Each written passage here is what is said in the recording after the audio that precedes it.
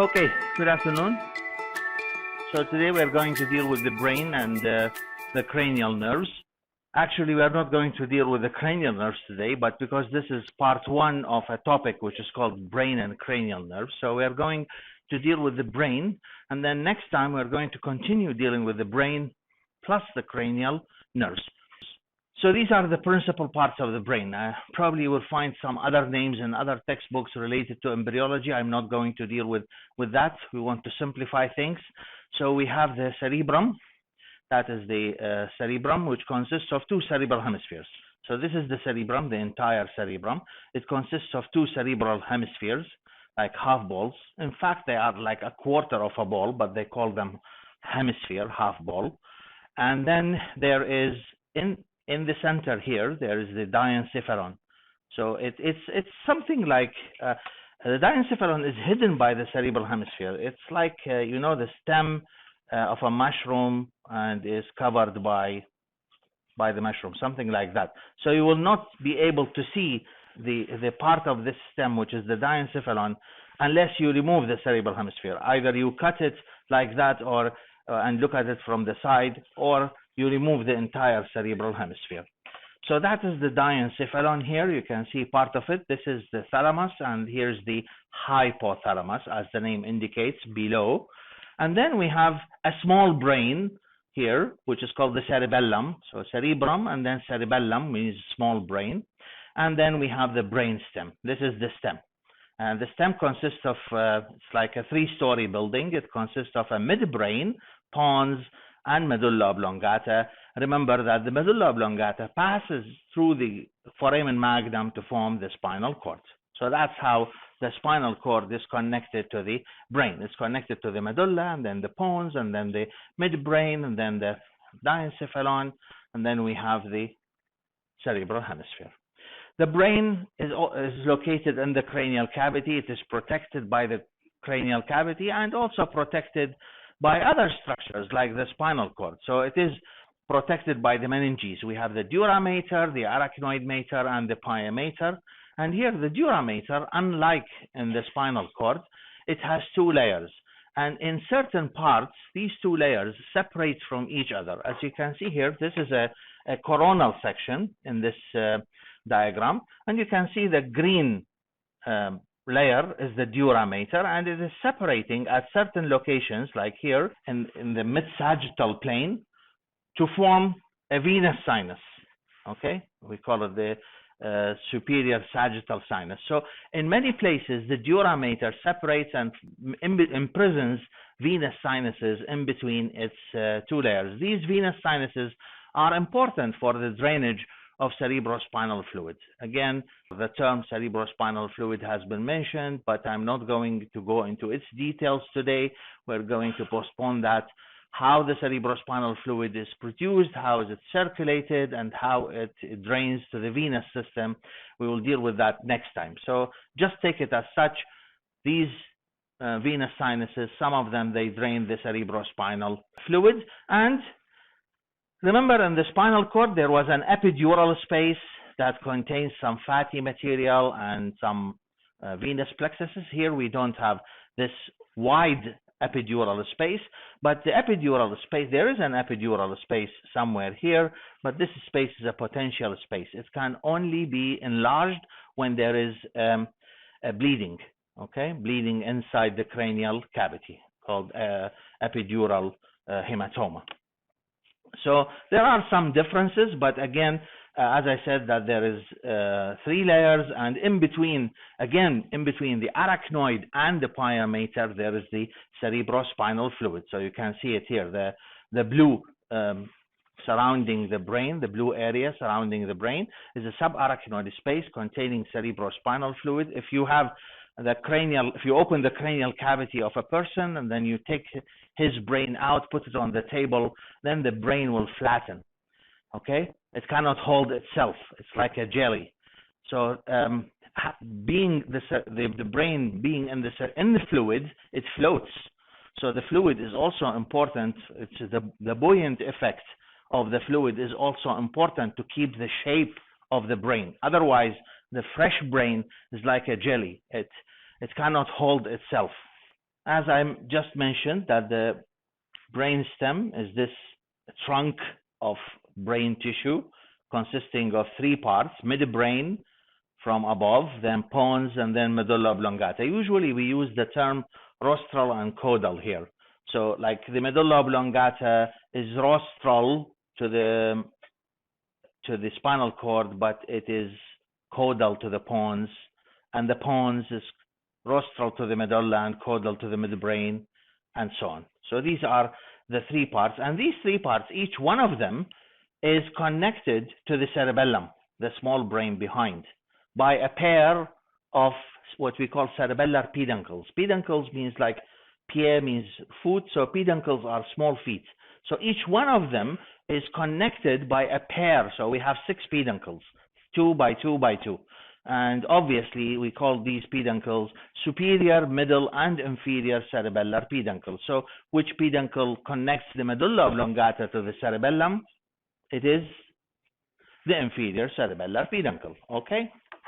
So we'll start with the medulla oblongata. This is a view from the lower aspect of the brain. Again, I want to orient you. So this is the spinal cord here. You can see the H shape of the gray matter. And then this is the medulla, and then the pons, and midbrain is not shown here. You can see the lower part of the cerebral hemispheres, and this is the cerebellum. So the medulla oblongata, now we know that it's a continuation of the spinal cord at foramen magnum. It is connected posteriorly to the cerebellum by inferior cerebellar peduncles, and it contains ascending and descending fibers, white matter. Ascending are sensory and descending are motor, and it also contains nuclei. Now the term nucleus here doesn't mean the nucleus of a cell. And the term nucleus is a collection of gray matter, collection of nerve cell bodies, neuronal cell bodies, within the white matter. Usually it's a gray matter within the white. So in the cerebrum, for example, you can see that the cortex is gray, and inside it there is white matter. And the same thing here in the cerebellum. But in the brainstem, like for example in the spinal cord, the gray matter is inside, white matter is outside. And when we go to the medulla oblongata, we will lose this gray matter that forms the capital H and horns.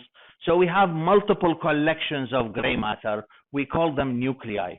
And some of these nuclei, they serve for cranial nerves. Others, they serve vital centers, like the cardiovascular center. They control heart rate.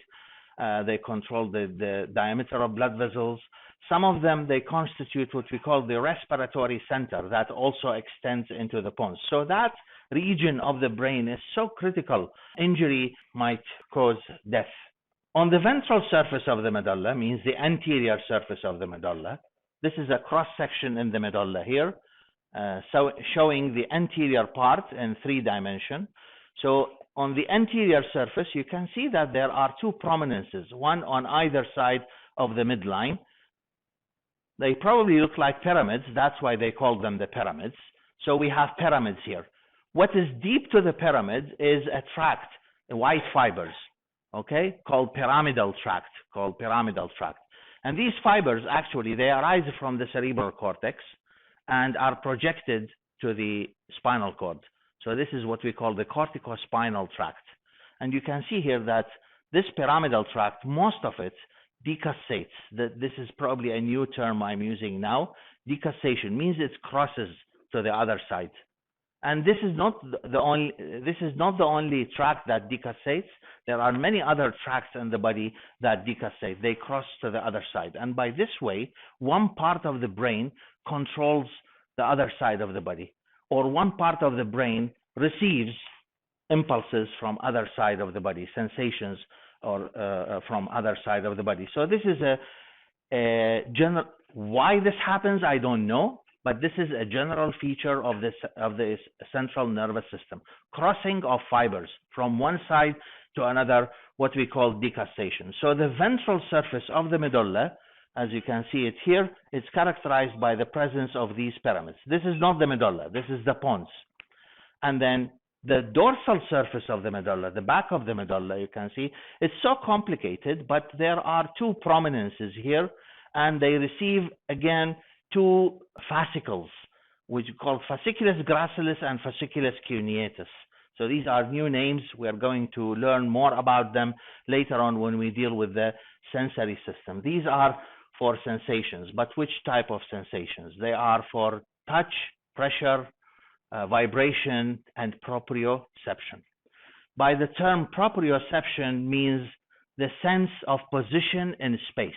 Without looking at my hand, without looking at my fingers, I know that my elbow is flexed or my fingers are flexed. This is what we call sensory proprioception, and this is served by these fibers. You might watch this short video here and have an idea about how you examine a patient to make sure that the proprioception is intact. So again, the fibers that these are nuclei. So there's a nucleus gracilis here and a nucleus cuneatus here, collection of gray matter. And then these nuclei, they send their axons across to the other side of the body. We will talk about this when we deal with the sensory system, until they reach the thalamus. You will find that all sensations, all sensory impulses, whatever the type of sensation, except olfaction, they have to pass through the thalamus. So the thalamus is a hub for all types of sensation except olfaction. And again, I want to emphasize that the fibers that arise from these nuclei that carry sensation, now they are not motor, they carry sensations, they cross to the other side of the body. So they are received by the contralateral cerebral cortex after they pass through the thalamus. Then we have the pons, and you can see it here. This is a frontal view of the pons. The pons, it looks like a bridge between the two cerebellar hemispheres. It is connected to the cerebral hemispheres by middle cerebellar peduncles, and it looks like a bridge here. That's why it's called pons. Pons means bridge. And again, it contains ascending and descending axons. It contains pontine nuclei, again, small collection of neurons called pontine nuclei. These are important mediators between the cerebral cortex and the cerebellum, and they control the muscular activity. We will talk about this when we deal with the cerebellum. So they are essential for coordinating motor activity. It also contains nuclei of some cranial nerves, apart from the pontine nuclei, and it contains the continuation of respiratory nuclei which were present in the medulla. The midbrain is the highest part of the brainstem, and you can see it here. This is a mid-sagittal section, and this is a posterior view of the midbrain. This is the view of the midbrain after we removed the cerebellum. The cerebellum was here, and we removed the cerebrum as well, which was here. And so that's how we get this view, this dissection. While the other dissection here, it's a mid-sagittal section. You can see the medulla, the pons, and the midbrain together, okay? And you can see here that the midbrain is, again, it's connected to the cerebellum by a pair of superior cerebellar peduncles. It contains ascending, descending fibers, and it contains nuclei of some of the cranial nerves, but it is very characterized here posteriorly at this location by the presence of 4 elevations, prominent elevations called colliculi. They call them colliculi. So we have a pair of superior colliculi, 1, 2, and then a pair of inferior colliculi. And these are important for controlling reflex action. Like the superior colliculi, they are important for visual reflexes. For example, like tracking movements of the eye. As you are reading, it's unconsciously your eyes are tracking the line and then go to the beginning of the next line and so on.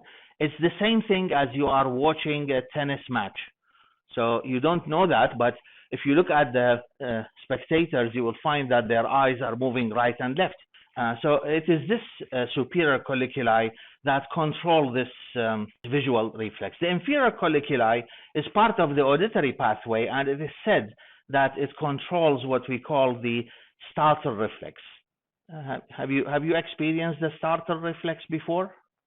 Okay, so it's what's the startle reflex? Are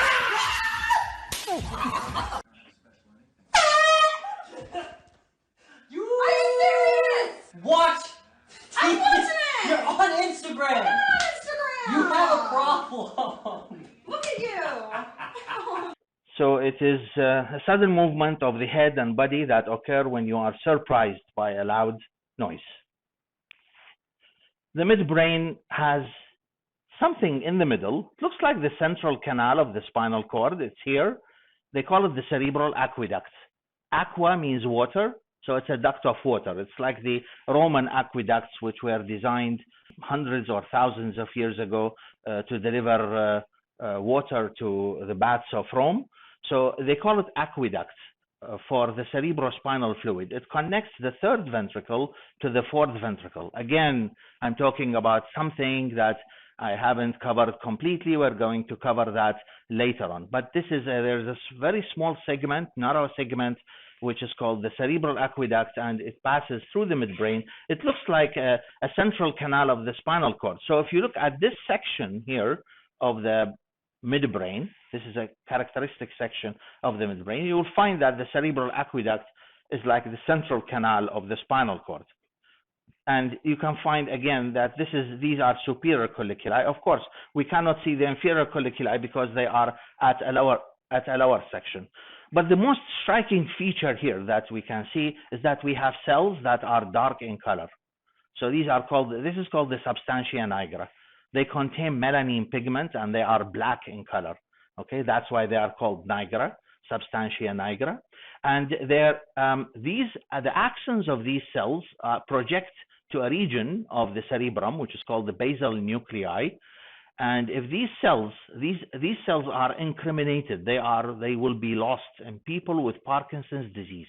They control the muscle activity again. They coordinate muscle activity. And so in Parkinson's disease, people will have tremor, for example. They will have increased tonicity of muscle, what we call rigidity of muscle. So they cannot move the muscles of their face. They will have a certain type of face. They call it a poker face. You cannot see any impression on the face, okay? And they have tremors because these cells are affected, and you can see that here in this section. This is a section of a normal midbrain, and this is a section of a midbrain of a person who has Parkinson's disease, and you can see how pale the area is because these cells are depleted. They are not there. They are destroyed in this case, okay?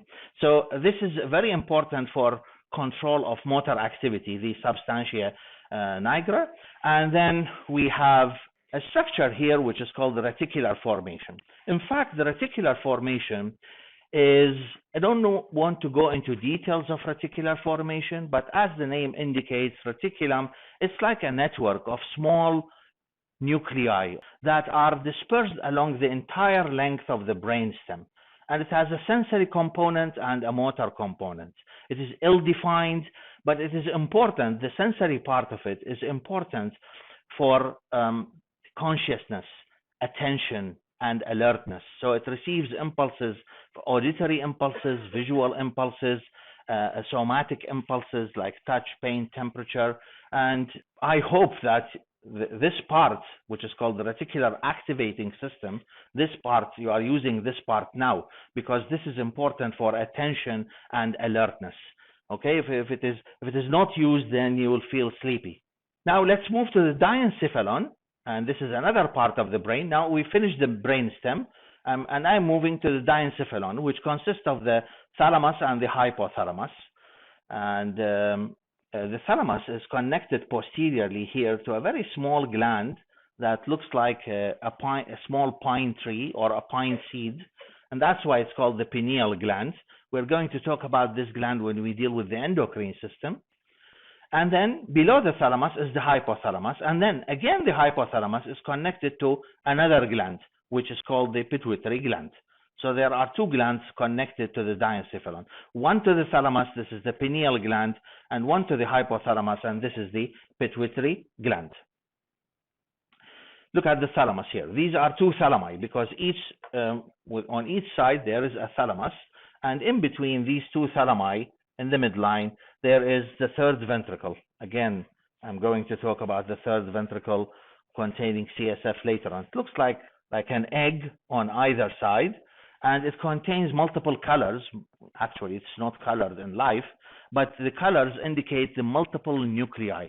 And most of these nuclei, they act, as I mentioned, they act as a hub for sensory stimuli. All sensations, except olfaction, they have to pass through the thalamus, synapse there, and then from the thalamus, they go to the cerebral cortex to be felt consciously. And in addition to that, the thalamus also contributes to motor function. So it is primarily sensory, but it also contributes to motor function by its connections with the cerebellum and basal nuclei. Again, this is another term, basal nuclei. I'm skipping it today. Basal nuclei. These are nuclei that are located in the white matter of the cerebral hemisphere. We're going to talk about them next time. Yes? For the same motor control, skeletal, cardiac, smooth, or all? No, it's the skeletal. Skeletal. Yeah, it's a skeletal muscle. Yeah. The control is so complicated. It's not one by one. I mean, there's a motor area in the cerebral cortex that will send impulses to a certain muscle to contract. But as we mentioned before, that it is not that only the muscle is contracting. We need a group of muscles to contract. So all this coordination is taking place by other members that I am mentioning now. Like the thalamus takes part, the cerebellum takes part, but the direct pathway is the cortico-spinal pathway. Again, we are going to elucidate more on that when we deal with the motor systems, okay? Then we have the hypothalamus, and you can see the hypothalamus is below the thalamus. Pituitary gland is connected to it. I'm not going to go into details of the hypothalamus, but the hypothalamus is considered also as a gland. So it has some nuclei that produce hormones. We're going to talk about them. And these hormones, they are produced in the hypothalamus, and then they move by the axons of the cell to the posterior pituitary, where they are released to the blood. Okay, so they are not produced or manufactured in the posterior pituitary, but they are just released from there. And at the same time, it controls what we call stimulating factors. Okay, stimulating factor that will affect the anterior pituitary, the anterior part of the pituitary gland, to produce many hormones. So it is like the master of all glands in the body. In addition to this endocrine function of the hypothalamus plays a role in eating and drinking. It's said to contain like what we call a satiety center and a thirst center. It controls temperature of the body. It regulates the circadian rhythm and plays a role in emotions and behavior. It is considered as part of the limbic system. Part of it is considered as part of the limbic system. Again, this is a new term, limbic system. I'm going to talk about it next time. And then we'll move to the cerebrum. This is the largest portion of the human brain. And as I said, it consists of two cerebral hemispheres. This is one here, and here's the other one, two cerebral hemispheres. And it has the hemisphere has a cortex, which is gray matter. You know, the gray matter contains the nerve cell bodies, unmyelinated axons, dendrites, neuroglial cells, but doesn't contain myelinated fibers. It is in the white matter that myelinated fibers are located. You can see that in the section here. So look at the cortex. This is the cortex. This is gray matter. And then deep to it is the white matter. The basal nuclei are located within the white matter, collections of gray matter within the white matter. And they are separated, the two cerebral hemispheres, they are separated from each other by this fissure, longitudinal cerebral fissure. In life, you can just, if you have the brain, dissected brain, you can see that you can separate between them. It's a very deep fissure, very deep fissure. You can see it here. It's the longitudinal cerebral fissure. Now, as we have noticed that the surface of the brain is not smooth. The cortex and the surface of the brain is not smooth. It is like convoluted and is folded upon itself. And obviously, this folding, it's like the villi and the microvilli, it is to increase the surface area. So you can see here we have the convex part is called the gyrus, and the part that is hidden is called the sulcus. If it is a deep sulcus, then it is a fissure. So you can see a fissure here, and then it has sulci. So there's a sulcus, sulci, and gyri, and a deep fissure. Sulci and gyri. Gyri are the folds, the sulci are grooves, and the fissures are the deep grooves. They increase the surface area of the cerebral cortex. And as it has been mentioned here, that in the cerebral cortex, we have all these sensory, motor areas and association areas, intelligence, personality, judgment, all taking place in the cerebral cortex. So we need a very big cerebral cortex. In fact, it has been mentioned that 2/3 of the cerebral cortex is hidden in the sulci and the fissures of the brain. What you see on the surface of the brain is only 1/3 of this cerebral cortex. The white matter inside the cerebral cortex, you can see a dissection here, dissecting the white matter. You can see bundles of axons. It's of 3 types. These axons are of 3 types or fibers. They are either association fibers. So the association fiber, as the name indicates, they connect gyri in the same hemisphere, like for example this one and this one. So these are association fibers. Or we have commissural fibers, as I mentioned. These commissural fibers, they cross from one hemisphere to another. When there is a decussation, they are commissural fibers. And the third type of fibers are projection fibers. So they either project up, and these are the sensory fibers, or they project down, and these are motor fibers. So we have 3 types of white matter containing fibers: association, commissural, and projection fibers. You can see here that this is a mid-sagittal section of the entire brain, and there is an area here, a very big part, a very big body, corpus, which is only formed of fibers crossing from one cerebral hemisphere to another, and this is called the corpus callosum. This is the biggest collection of commissural fibers in the central nervous system. Not the only, but the biggest collection of commissural fibers in the central nervous system. These fibers connect right and left parts of the central nervous system. And in this section, for example, here, this one is a coronal section, and you can see here, this is the longitudinal cerebral fissure. So when you open the longitudinal cerebral fissure, you will not be able to detach the hemispheres one from the other, because they are connected here by the corpus callosum. So this is how it appears if we take a section at this location. At this location, if we have a section, then this is how the corpus callosum appears here. It is at the depth of the longitudinal cerebral fissure. For descriptive purposes, we divide the cerebrum into lobes, and these lobes, fortunately, they have the same name of the bones of the skull.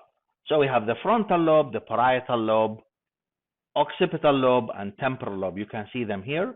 So these are the lobes of the brain. Between the frontal and the parietal lobe, there is a very characteristic sulcus, which is this one.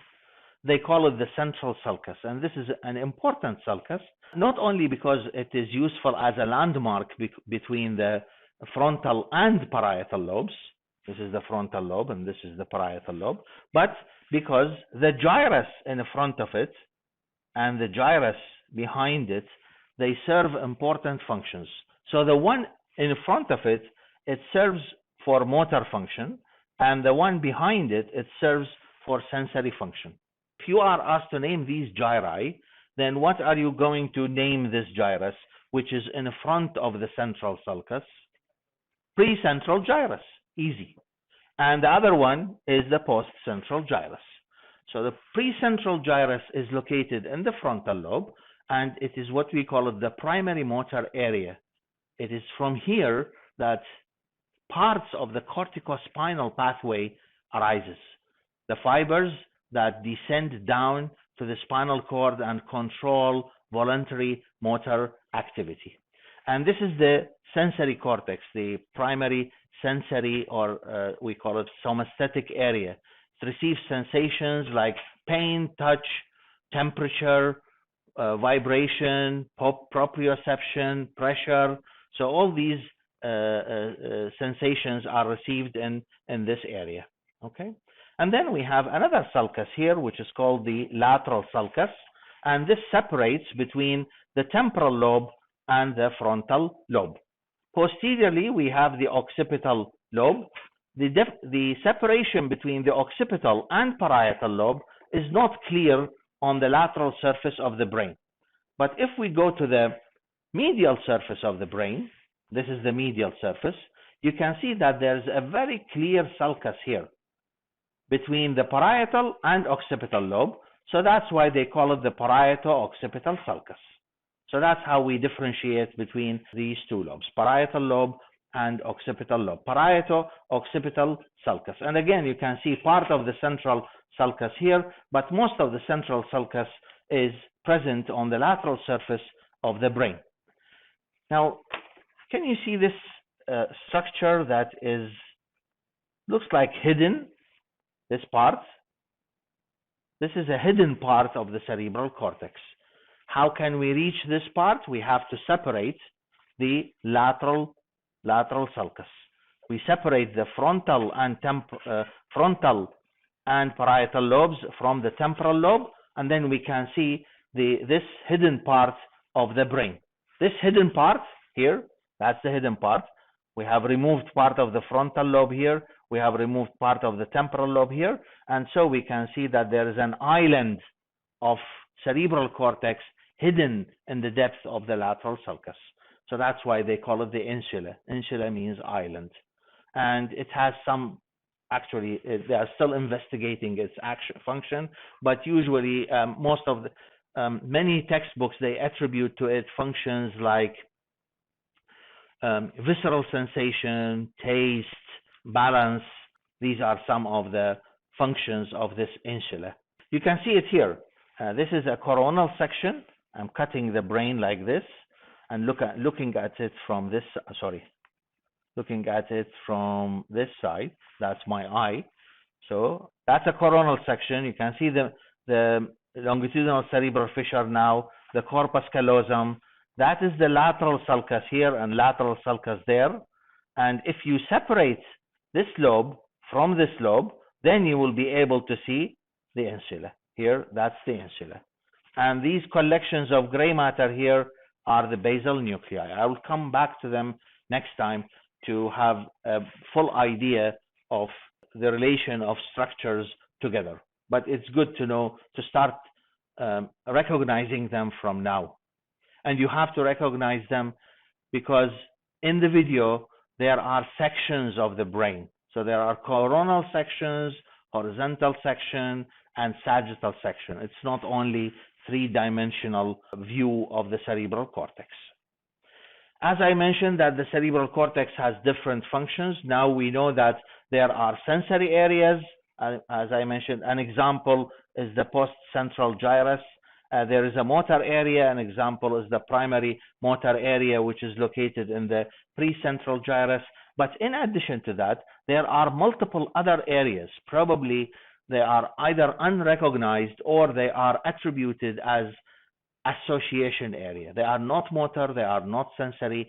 They are used for functions like integration, emotion, reasoning, judgment, personality, and so on. One of these large association area is located here. It's called the prefrontal cortex. I'm not sure if you had a course of psychology before and you have heard of this case, the case of Phineas Phineas Gage, the guy who has a metal rod penetrating his frontal lobe, and he suffered from personality changes. If not, then it's a good idea to go through this video, 5-minute video, and have an idea. It's a very interesting case in the medical history. And it is, this guy has a lot of personality changes after what happened to him, resulting in destruction of his prefrontal cortex. He didn't lose his sensations, he didn't lose, probably he had a blindness in one eye, but he didn't lose his motor activity or sensory activity elsewhere apart from vision, but he suffered personality changes. This is another concept relating to the speech and language areas. So speech and language involve sensory and association and motor cortices. So the sensory cortices here, we have this cortex, which is located in the temporal lobe. It is called the primary auditory cortex. This is where you hear the spoken language. And then we have the primary visual cortex, which is located in the occipital lobe. This is where you read the written language. So there's a spoken language and written language. And then these sensations will go to an association area here. They will go to what we call the vernix area. Vernix area is located in the border between the temporal and parietal lobes at the posterior end of the lateral sulcus. And it is here that the written or spoken language is recognized, understood, okay? So hearing doesn't mean that you understand. Looking at something doesn't mean that you understand what is written. If you are not Japanese, you will not be able to recognize the Japanese characters. You can see them, but you cannot recognize them. Okay, so that's the difference between what you hear and you recognize, what you read and recognize. So this is taking place here in the vernix area. And so the vernix area will be connected by association fibers to another area, which is located in the frontal lobe. And this is called Broca's area. This is the motor speech area, Broca's area. These areas, whether vernix area or the Broca's area, they are located only on one side of the brain. In the cerebral hemisphere, that is called the dominant hemisphere. And the dominant hemisphere is usually the left cerebral hemisphere. It controls the right side of the body. Even in left-handed people, most of them, like 90% of them, their dominant hemisphere is the left. Okay, so these areas are not located on both hemispheres. They are only located, the vernix area and the Broca's area, they are only located in the dominant hemisphere. Broca's area is going to plan the speech, the motor part of the speech, and send this plan to be executed by the motor area, which is located in the precentral gyrus. And the motor area is going to send commands to the tongue, to the diaphragm for respiration, vocal cords, and so the speech is formed. So if this area, for example, if this area is destroyed, if vernix area is destroyed, the patient can still speak. He can still hear, can still look at the words, but he cannot understand. So if you ask a question to the patient, and probably you will watch this short video here and have a very good idea about what happens, he's going to answer you irrelevant things. We call it word salad, okay? Because there is no understanding. This area is affected, and on the other side, if this area, if Broca's area is affected, the patient can understand the reading, can understand what you are talking to him, but he cannot make a speech. Just one point here about what I mentioned about right and left cerebral hemisphere. I said that the left cerebral hemisphere is the dominant hemisphere. Dominant doesn't mean that the other hemisphere is inferior. No. Dominant means that it has the language functions. Otherwise, If you look at the other hemisphere, you will find that the other hemisphere has qualities and is serving other functions that probably they are more superior than the dominant hemisphere. So if you look at them, this hemisphere recognizes or feels the art of music, the art of painting. So it is the artistic hemisphere rather than the dominant hemisphere, which is the language hemisphere. It is the hemisphere for calculation and science. So both hemispheres work together. They are connected to each other by the corpus callosum.